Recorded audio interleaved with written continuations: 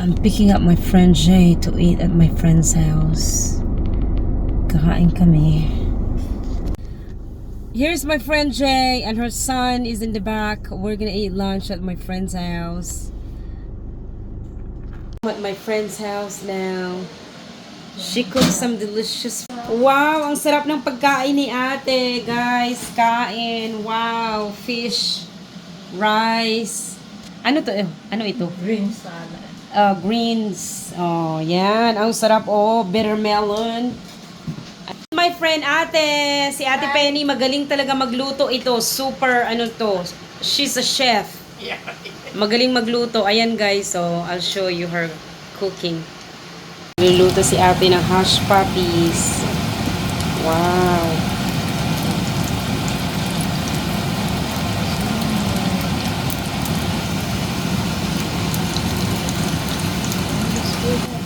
Sige.